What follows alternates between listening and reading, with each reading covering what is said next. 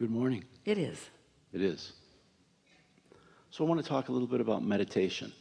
So if we can be, do, or have everything that we want to get ahead of it, how can I use that to help breathe away resistance or eliminate the things that are maybe holding me back? Because when you meditate, you quiet your mind, and when you quiet your mind, you stop thought, and when you stop thought, you stop resistant thought, and when you stop resistant thought, you have access to what's in your vortex. So how can I carry that on through the day and not just for that 15 minutes? Well, maybe you can't, but you don't worry about that, because that is resistant thought. Next.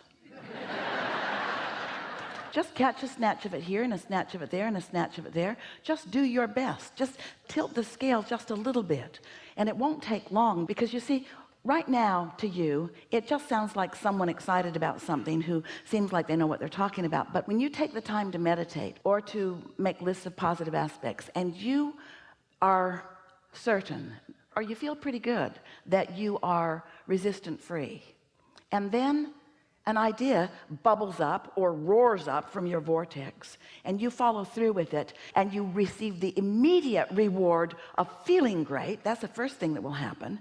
A moment of clarity, or a moment of insight, or a moment of euphoria, or a moment of interest. Doesn't matter what label you give it, it feels really good to you. And then another, and then another. We're not asking you to expect it to bubble up and manifest. We're asking you to allow it to bubble up and feel it, and acknowledge that you feel it, and milk it as long as you can, and see what else it turns to before your practical mind gets involved and you start introducing resistance into the equation. That's the game you want to play. How long can I go resistant free? But even when you play that game, now you make it resistant right from the get-go, because you're trying to be perfect. You don't have to be perfect. You don't have to only think pure positive thoughts. Your contrast served you. That's how all the ingredients got into your vortex, and your inner being knows what that all adds up to, the lifetimes of glorious experience that adds up to. We called this gathering for a while the science of deliberate creation, but you were too heavy on the thinking part. And then we began calling it the art of allowing, the art of receiving, the art of every now and again getting into the receiving mode, so that you can receive an impulse about something. Don't you have experiences that you could tell one another about how you cared about something? Maybe something caused you to worry about it, and you cared about it, and then you were carefree, or maybe you don't even remember that part, but you turned a corner and there it was, and it just felt like it came out of nowhere. And we want you to know that things are ready to come out of what you think is nowhere all the time. Great ideas are ready to come out of what you want to call nowhere, because they're not coming out of the tangible piles that you've been gathering. They're coming out of the intangible, non-resistant, well-stocked kitchen, stocked by only the ingredients that you want. And so it's about getting into the receptive mode is everything. But in order for you to know how important it is and feel the power of it, first you have to accept that your life has been serving you, and that you've put many decisions and requests and goals and hopes and dreams there, and that they are ready for you. When we say, you said it back to us, you can be or do or have anything that you desire, and you've been putting it into your vortex in bits and pieces, but you don't have the ability to look into it and see everything that is what you want to call potential. We want to call it a done deal. And your inner being will inspire you according to your path of least resistance. Let's say that you have something that you really want, but you are really thinking in opposition of it, and your inner being knows that you want it and knows where you stand vibrationally. Your inner being will offer you impulses that will guide you around your resistant thought. You did that with your children when they were little. Do you remember?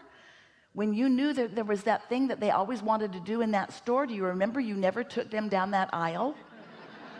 You always took them on a path of least resistance, a path that you felt would be a more comfortable experience for them and for you. And so it's the same sort of thing. Your inner being knows. Do you meditate? Do you? Do you quiet your mind? And have you heard from us here today? Do you have a sort of renewed interest in the power of that quieted mind? We'll talk more about meditation if you want to. You want to? What do you want? I do.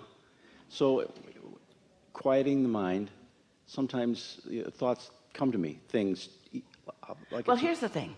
Let's say that you woke up and you were thinking about something. It could be positive or negative. Let's just say you were thinking about it. Now let's say that it's not all that positive. Then you check your email and there's more about it in there. And then you turn on the television and it's kind of like that too. And then you call a friend and you kind of get some stuff going as you are facing reality and pointing out. Esther hears it on the airplane all the time. Business people talking to their coworkers or calling their coworkers about things that they're trying to hammer into place. And she just puts her earphones on and puts her pillow on and focuses into her world and out of that, because it doesn't take very much of that focus before off you go. So if you're in that sort of momentum, that's not the best time for you to say, I think I'll meditate, or I think I need to meditate, because you will have a very difficult time quieting your mind under those conditions. Those thoughts already have enough momentum going that's when the lobotomy would be more helpful, or a nap. We would meditate when there's the least amount of momentum going. It's sort of like, have you ever felt like you really needed to sleep but you couldn't sleep, and the harder you tried to sleep, the more you couldn't sleep? Well, meditation is like that for you. You say, I need to meditate, I really need this, but you can't, because you're focused on what's holding you away from it. So it's what's getting bigger. So what you do is you wait for a sort of clear space, and that usually comes earlier in the morning. Maybe it comes after your kids leave the house. Maybe it comes when you're finally alone in your car somewhere. You could pull under a tree. You have to find a quiet space for it. And the earlier in the day, the better. But you'll get better and better at it. It's just a matter of focus. We recommend that you focus upon something that doesn't require very much thought.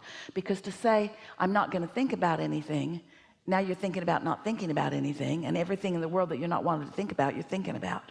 But find something to focus on. It might be a bird in a bird bath. It might be the dripping of a faucet. Esther likes to listen to the air conditioner because she lives and has always lived in hot places. So the air conditioner, there's almost always that sound. Hear it? Hear how steady it is? And notice that you're not prone. There's not much to think about in that. You don't say, I've heard better.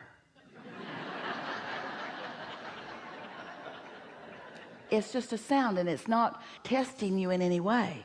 And if you've decided to focus on it, sometimes Esther will focus on it and her mind will wander, and she'll say, oh yeah. Then she'll listen for it again, and then her mind will wander. But after a minute or two or three, she's isolated that. She's focused upon that. And then it's not long after that before she's got that feeling of detachment. And do you know, you could meditate for 15 or 20 minutes. That's as long as we would encourage for any one setting, once a day. You could meditate for 15 or 20 minutes, and you might only catch that feeling of detachment the last minute or two or three. That's enough. That's enough. Just quiet your mind and allow yourself access to what your inner being knows. What my inner being knows about what?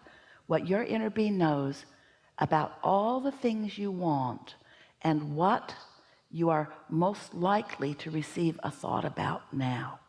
Sometimes if you are in an urgent situation where you're about to take a step or turn into traffic or do something that is critical to your experience, when it's a strong intention like living longer, sometimes even in resistance, your inner being can offer you an impulse, and you will do something that you didn't even know you could do.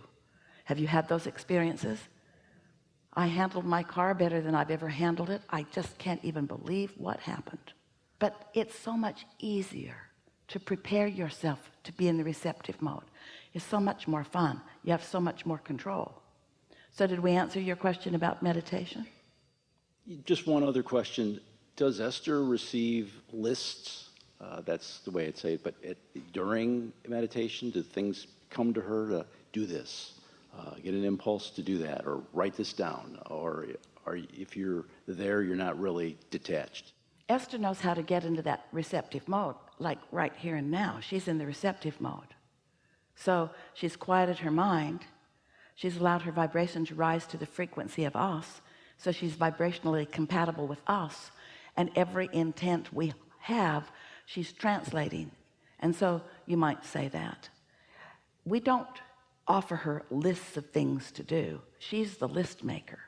We're usually wanting to inspire her not to feel the trauma of the list. The list overwhelms. The list is all about action. The list is about puny, paltry, mediocre creation. That's not what we teach.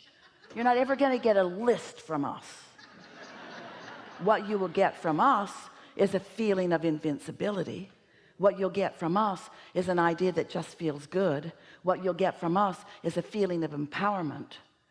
But you see, until you actually get detached a few times through meditation, or however you do it, appreciation does it too, and then actually feel an impulse occur to you. And the thing is, you want them to be writing on the wall, burning bushes, change the world kind of impulses. Go here, dial 4876922, and whoever answers, get their address and go right over there and look in their left-hand pocket and pull out their lottery ticket and run away with it because it's a winner. That isn't the kind of impulses that you're getting.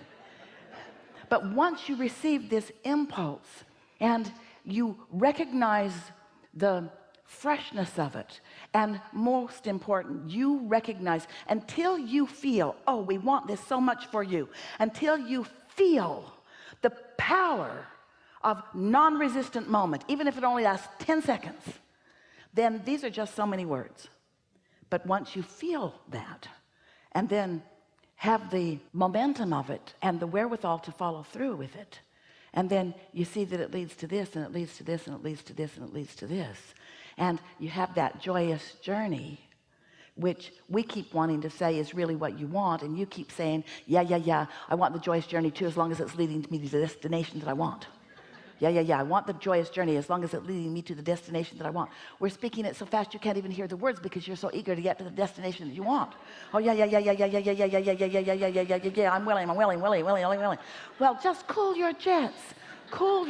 Just relax and enjoy the freshness, enjoy the clarity. Clarity is power.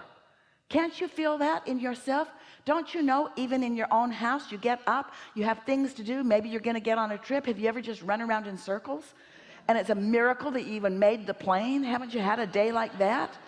And haven't you also had a day when you're usually by yourself when you have this kind of day, but where everything just falls into place?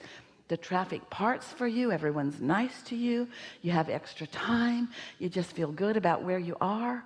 We want your lives to be calm and clear. We want them to be sure and full of all of these good feelings. And this is what this powerful receiving is about.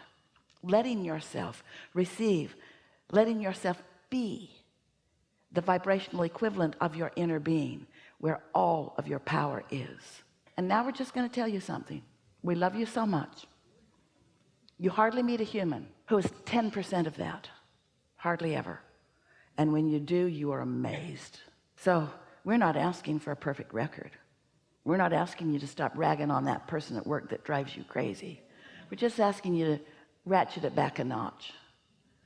And we're asking you, in addition, look for some positive aspects too. We're not asking you to meditate all day. You couldn't if you wanted to. Some try it. It's not what you want to do. It's not what we want you to do. We're just asking you to find 15 or 20 minutes and do your best to find a moment or two of detachment, and then notice what happens next. We want you to introduce yourself to your power. We want you to get hooked on it, because you came as creators. You did not come as regurgitators. You came as creators. You did not come as defenders. You didn't come to fix a broken world. You came to create a world that is delicious to you, you see. Did we get to your question? You did.